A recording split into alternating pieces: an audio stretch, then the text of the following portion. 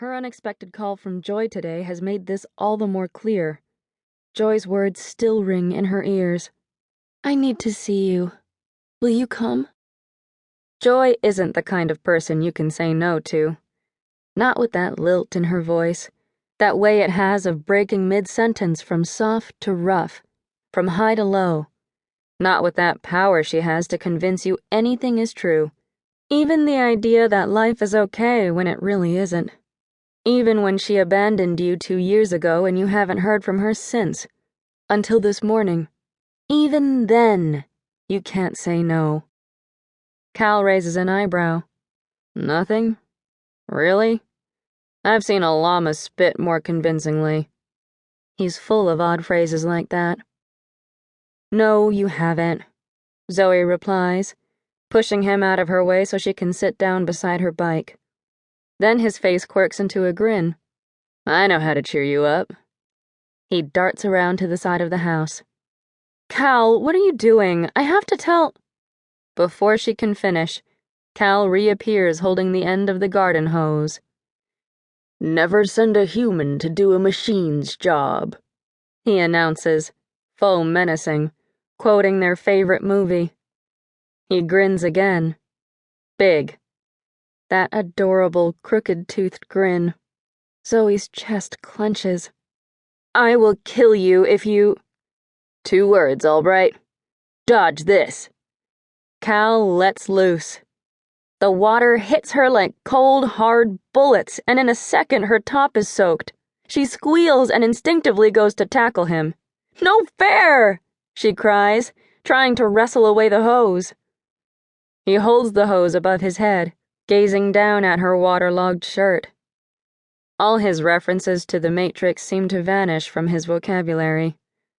There's a pause. You're wearing my favorite bra, he says. He reaches out to flick the neon yellow strap that's peeking out of her V-neck t-shirt, and in that moment she finally gets one hand around the nozzle. But then he grabs her and swings her around so her back is to him and her arms are trapped at her sides. On any other day, this would be normal. This would be fun. This would be fine. But today, Calvin is the only one laughing. I give up, she says, feeling a sting in her throat. He continues to swing her around, his face happy. But his expression changes fast when he sees hers. He drops the hose, and it gives one final gush into the grass around her feet. Seriously, what's up with you? You've been weird all week. Just say it. Zoe has done this before, just not to anyone who mattered. Not to Cal. With Steve Hutz it was easy. Same with Jared Weinbeck. This is different. I don't want to lose you as a friend, she manages to say.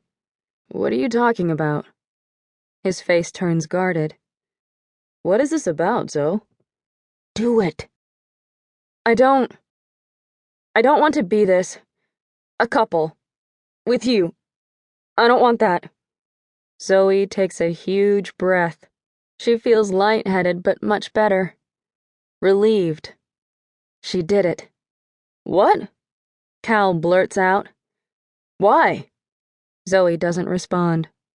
She just stands there, helplessly, wishing she knew. Calvin is her best friend. They've spent hours together, driving around in his Ford, listening to music and talking about nothing. He's been her solace ever since the days when her friendship with Joy came to an abrupt halt. He was there when Joy wasn't. And yet, all it took was one phone call from Joy this morning to send Zoe's head reeling, convincing her that she has to go to reunion tonight, even though it makes no sense, even though she promised Cal they would get pizza tonight, one of their remaining few before college. I can't believe this. Calvin starts pacing the yard. You're dumping me? You're dumping me. Maybe I'm not made for relationships, Zoe says weakly. Zoe, that's bullshit. We're good together, he says, his hazel eyes big and round. You're seriously going to run away from me?